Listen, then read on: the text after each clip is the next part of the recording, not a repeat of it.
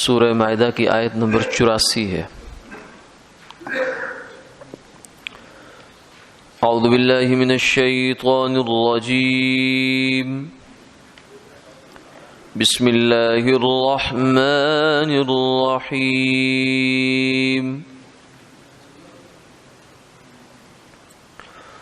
وما لنا لا نؤمن بالله وما جاءنا من الحق ونطمع أن يدخلنا ربنا مع القوم الصالحين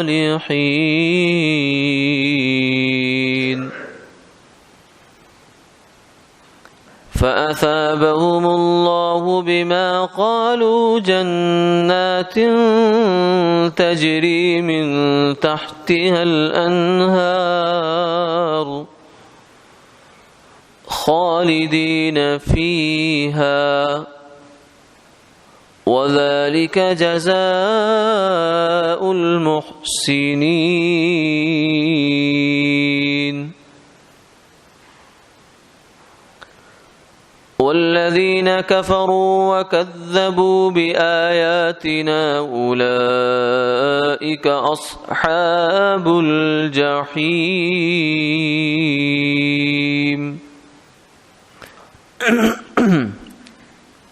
صدق اللہ العظیم۔ اور ہمیں کیا ہوا کہ ہم اللہ پر ایمان نہ لائیں اور جو چیز اللہ کی جانب سے آئی ہے حق، اور ہم پھر توقع رکھیں کہ اللہ ہمیں نیک بختوں کے ساتھ شامل کریں گے۔ پھر اللہ نے ان کو اس کہنے کی بدولت اللہ تعالیٰ ان کو بدلہ دیتے ہیں، وہ جنتیں جن کے نیچے سے نہریں چلتی ہیں وہ اس میں ہمیشہ رہیں گے، اور یہ نیکی کرنے والوں کا بدلہ ہے۔ اور جو لوگ منکر ہوئے اور ہماری آیات کو جھٹلانے لگے وہ دوزخ کے رہنے والے ہیں۔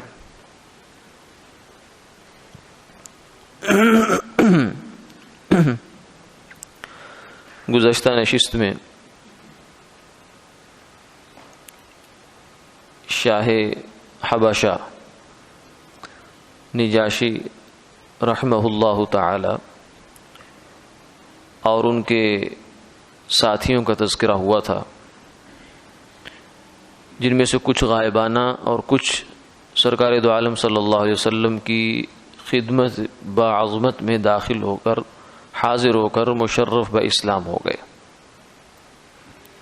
کہ یہ آیات ان کے بارے میں نازل ہوئی ہیں جس میں ان کی ایک جو جذباتی کیفیات ہیں اس کا نقشہ بھی قرآن پاک نے کھینچا ہے، کہ جب وہ قرآن پاک سن رہے تھے، اللہ کا کلام سن رہے تھے، تو ان کی آنکھوں سے آنسو بہہ رہے تھے۔ یعنی یہ گویا کہ یہ منظر اللہ کو ایسا پسند آیا کہ اس کو اللہ نے قرآن پاک کا حصہ بنا دیا کہ قیامت تک اس کی تلاوت ہوا کرے گی، اور اس بہانے ان نیک بختوں کو یاد کیا جایا کرے گا۔ اسی جگہ علماء نے مفسرین نے ایک بات لکھی، انہوں نے کہا کہ حق پرست علماء اور خدا ترس مشائخ یہ کسی بھی قوم کا یوں سمجھیے کہ خلاصہ ہوتے ہیں، روح ہوتے ہیں اس کی۔ اگر یہ موجود رہیں تو وہ قوم صحیح رہتی ہے، اللہ کے احکامات پر اور اس کے دیے ہوئے دین پر کسی نہ کسی درجے میں عمل پیرا رہتی ہے۔ لیکن اگر یہ ہی نکل جائیں تو پھر اس کے بعد اس کا اللہ ہی حافظ ہے۔ تو یہاں چونکہ جو شاہ حبشہ ہیں وہ خود صاحب انجیل تھے، آسمانی کتابوں کا علم رکھتے تھے اور خدا پرست اور حق پرست، انصاف پرست بھی تھے۔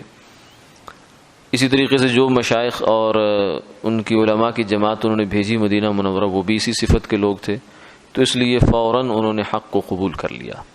اگر وہ یہودیوں کی طرح خود غرض ہو جاتے اور مال اور جاہ کی وجہ سے حق بات کو انکار کرنے والے ہوتے تو پھر ان کا حال بھی یہ ہوتا، خدا نخواستہ بدبختی لے کر وہ اس دنیا سے جاتے۔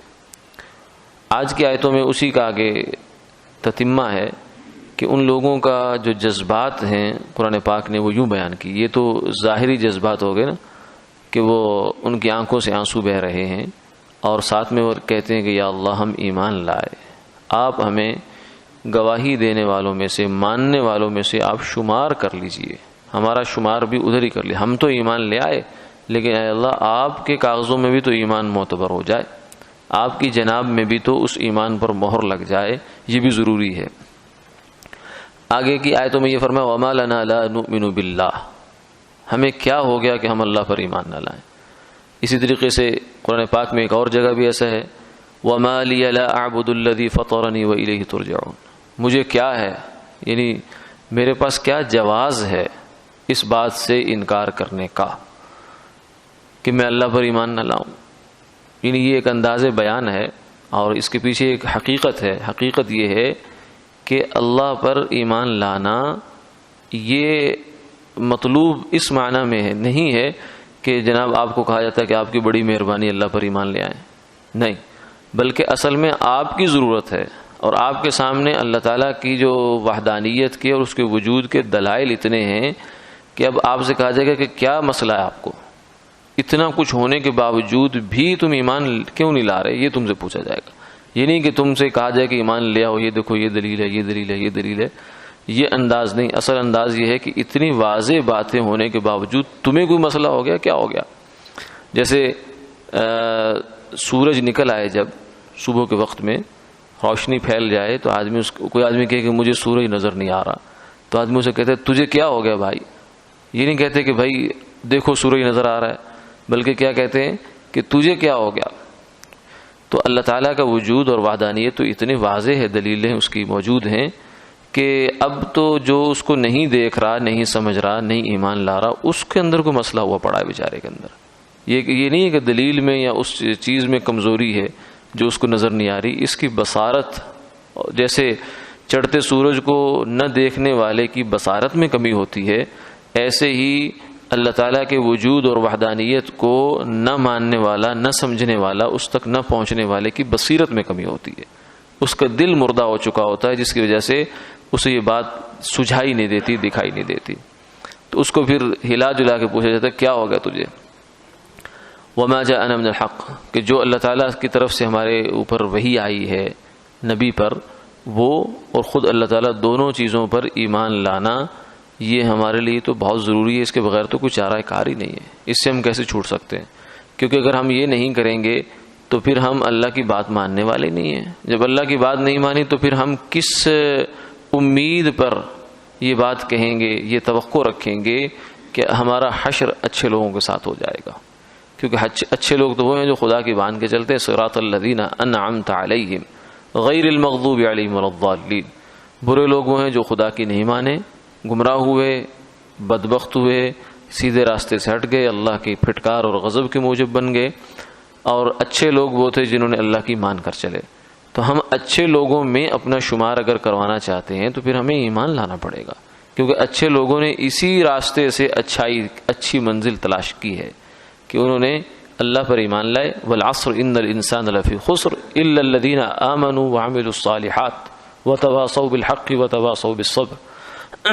فرمایا زمانہ گواہ ہے کہ انسان ہمیشہ خسارے میں ہے سوائے ان لوگوں کے جو ایمان لائے اور نیک کام کیے, نیک بات کی تلقین کرتے رہے اور آپس میں حق بات اور صبر کی ایک دوسرے کو تلقین کرتے رہے, یہ لوگ کامیاب ہیں.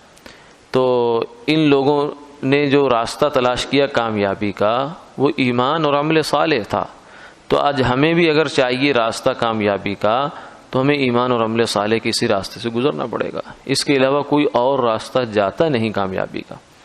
تو جب ان کے یہ جذبات تھے اور اللہ تعالیٰ سے اس انداز سے انہوں نے بات کی تو فوراً اللہ کی طرف سے بھی یہ جواب آیا فَأَثَابَهُمُ اللَّهُ بِمَا قَالُوا جَنَّاتٍ تَجْرِي مِن تَحْتِهَا الْأَنْهَارُ. کہ اتنی بات کہنے سے ہی جب انہوں نے یہ بات کہہ دی کہ ہم اللہ پر ایمان لے آئے, اللہ ہمارا ایمان قبول فرما لے, تو اتنی بات کہنے سے ہی اللہ نے ان کو بدلے میں جنتیں دے دیں. ٹھیک ہے, اس لیے کہ جو بندہ ایمان لاتا ہے وہ یہ نہیں کہ صرف ایمان ہی لائے گا, پھر وہ آگے بھی بڑھے گا.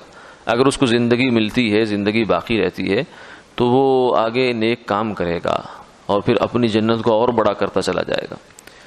لیکن جو جنت کا بنیادی استحقاق ہے مسلمان کو وہ کلمہ پڑھتے ہی ہو جاتا ہے. یعنی ایک بنیادی جو جنت ہے بالکل ادنیٰ درجے کی جنت، وہ بھی کتنی بڑی ہوگی، اس دنیا سے 10 گنا بڑی، وہ تو کلمہ پڑھتے ہی مل جاتی ہے آدمی کو. ہاں اس کے بعد پھر آگے جو ہے وہ جنت بڑی سے بڑی سے بڑی ہوتی چلی جاتی ہے، بس ایمان سلامت لے کر انسان قبر میں پہنچ جائے کسی طریقے سے. تو جنت جو ادنیٰ درجے کی جنتی کی جنت ہے وہ تو اس کو جو آخر میں جائے گا جنت جہنم سے نکل کر، اس کو 10 گنا بڑی جنت مل جائے گی. تو ایمان لاتے ہی جنت تو مل گئی، پھر اس کے بعد آگے عمل صالح کریں گے تو جنت میں اور اضافہ ہوتا چلے گا، حتیٰ کہ جنت الفردوس بھی بعض خوش نصیب پہنچ جاتے ہیں، جس کا چھت جو ہے وہ عرش الہی ہے. اللہ تعالیٰ کی وہاں کیا رحمتیں اور تجلیات ہوں گی. تو اس لیے دیر نہیں لگی، جو ہی ایمان کا اقرار کیا فوراً اللہ کی طرف سے جواب آیا فَأَثَابَهُمُ اللَّهُ بِمَا قَالُوا جَنَّاتٍ تَجْرِي مِن تَحْتِهَا الْأَنْهَارُ، کہ اللہ تعالیٰ نے بھی کہ ہاں اس کا یہاں ادھار نہیں ہے. اور دوسری بات یہ ہے کہ اللہ تعالیٰ جنت جو اس نے بنائی ہے تو ہمارے لیے تو بنائی ہے، مسلمان انسانوں کے لیے تو بنائی ہے. اس کو خود کیا چاہیے؟ جنت تو کچھ نہیں چاہیے، وہ تو ہر چیز سے پاک منزہ ہے، قدوس ہے، سبوح ہے، سبحان ہے. تو جنت تو ہمارے لیے ہی ہے، بس یہ ہے کہ اس کی شرط ہم پوری کریں اور ایمان کے ساتھ آدمی چلا جائے. تو ایمان آتے ہی جنت کا استحقاق ہو گیا. ایک صحابی رسول تھے، جو ہے وہ صحابی تو بعد میں بنے، لیکن پہلے وہ ویسے ہی تھے، ابھی مسلمان بھی نہیں ہوئے تھے. اور ایک کسی جنگ کا موقع تھا تو وہاں وہ مسلمان ہوئے، ادھر جنگ لگی ہوئی تھی.